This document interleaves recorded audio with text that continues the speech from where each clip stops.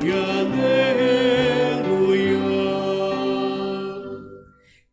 Mary, full of grace, the Lord is with you.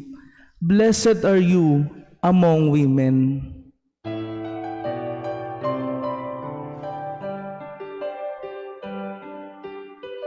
Hallelujah, hallelujah, hallelujah.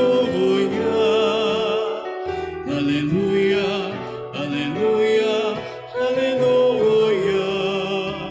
Hallelujah, hallelujah.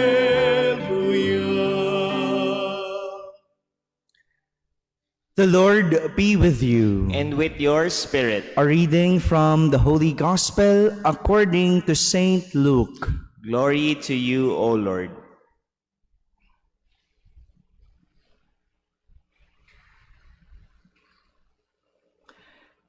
The angel Gabriel was sent from God to a town of Galilee called Nazareth, to a virgin betrothed to a man named Joseph of the house of David. And the virgin's name was Mary. And coming to her, he said, "Hail, full of grace, the Lord is with you."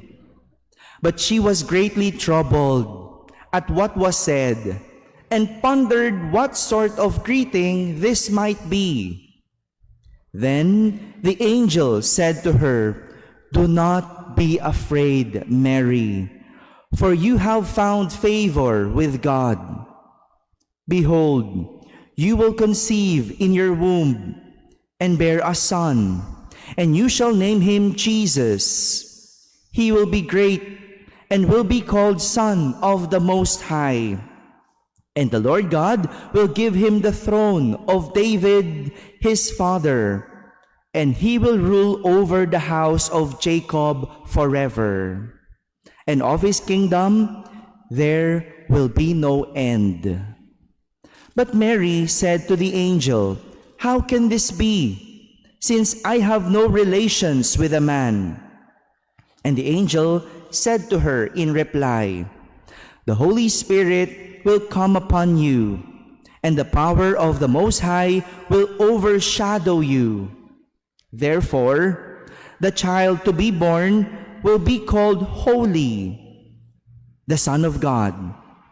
And behold, Elizabeth, your relative, has also conceived a son in her old age. And this is the 6th month for her who was called barren. For nothing will be impossible for God." Mary said, "Behold, I am the handmaid of the Lord. May it be done to me according to your word."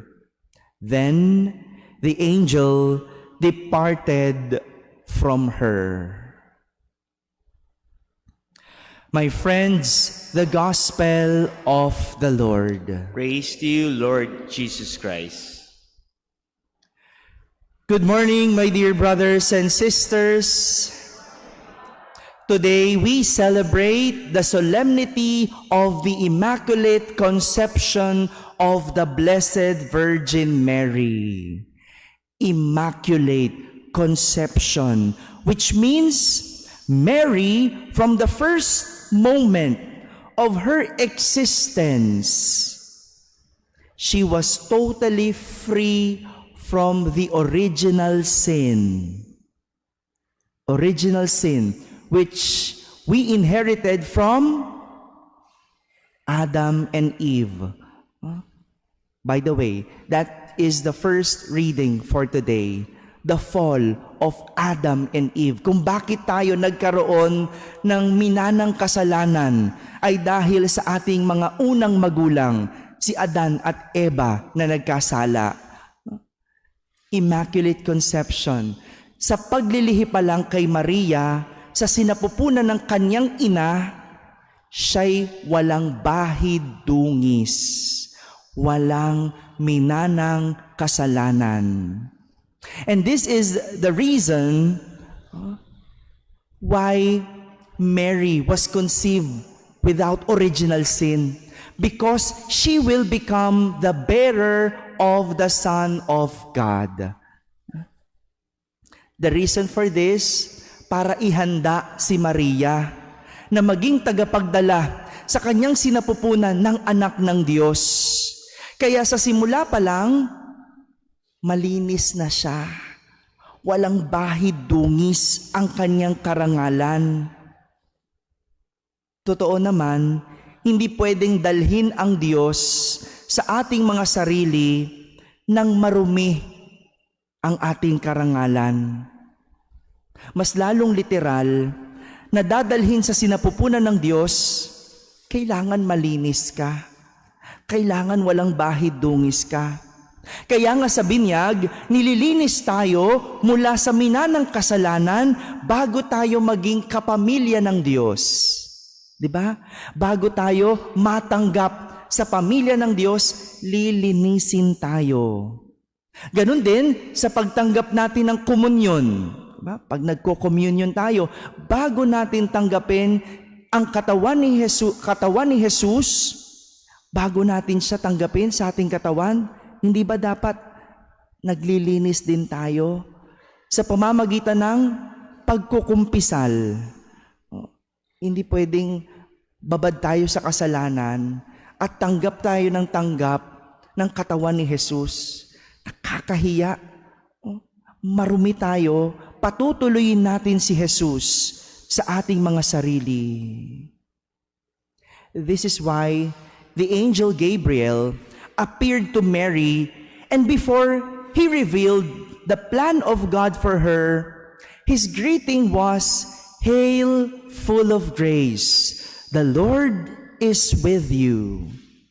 Matuwa ka, ikaw ay kalugod-lugod sa Diyos, sumasa iyo ang Diyos. Sa una pa lang, sinabi na kay Maria na sumasa kanya ang Diyos at siya ay kalugod-lugod sa Diyos. Ibig sabihin, sumasa kanya ang Diyos dahil malinis ang kanyang karangalan. Kahit na hindi niya nauunawaan noong una. Kaya nga nagulumihanan siya. She was greatly troubled at that greeting. Pero yung pagbati na yon, sinasabi sa kanya, kalugod-lugod sa iyo ang Diyos. Kinalulugdan ka ng Diyos. Kaya nga inulit ng anghel, kinalulugdan ka ng Diyos. Kapag ang isang tao, kinalulugdan ng Diyos, alam mong nasa kanya ang Diyos. Diba? Kapag ang tao, walang bahid dungis, ramdam mo, nasa iyo ang Diyos. Pansinin nyo, kapag nagkumpisal ka, pakiramdam mo, diba? Ang linis-linis mo. You feel very holy. Why? Because the Lord is with you. Kapag ikaw ay nasa Diyos, ang Diyos din ay sumasa iyo. At nangyayari ito kapag wala kang ginagawang kasalanan. Kabaligtaran ito ng ginawa ni Eva at Adan sa ating unang pagbasa. Sila ay nagtago sa Diyos dahil sila ay may kasalanan. Natakot silang magpakita sa Diyos dahil alam nilang sinuway nila ang utos ng Diyos. Di ba? Kaya tayo nagtatago dahil may nagawa tayong kasalanan o may nagawa tayong mali. Nalala ko noon, nung bata pa ako, kapag may nagawa akong mali, talaga nagtatago ako, hindi ako sumasabay kakain. Pag bata ka gano'n, akala mo naman makakapagtago ka. Akala mo naman hindi alam ng magulang mo. Ganon din tayo. Si Eva at Adan, hindi pa nga sinabi ang rason, alam na ng Diyos na sila'y nagkasala dahil sila'y nagtago. Kaya nga yung mga nagtatago, yun yung may nagawang kasalanan at mali. Pero ba't pag Pasko, yung mga ninong at ninang nagtatago, may nagawa ba kayong mali? Ninong, ninang, may nagawa bang mali? May nagawa bang kasalanan? Kaya nagtatago? Hindi naghanda ng regalo. Yun ang kasalanan sa inaanak. Kaya nagtatago. My dear brothers and sisters, this is what our celebration is all about. Ito po yung pagdiriwang ng solemnidad ng Immaculada Concepcion sa paghahanda natin sa pagdating o pagsilang ni Jesus. Nawa, malinis natin ang ating mga sarili bago natin siya tanggapin. Don't allow Christmas to come without cleaning ourselves. Paulit-ulit na paanyaya dahil ang grasya ng Pasko ay ang tanggapin sa ating buhay si Kristo at hindi magtago.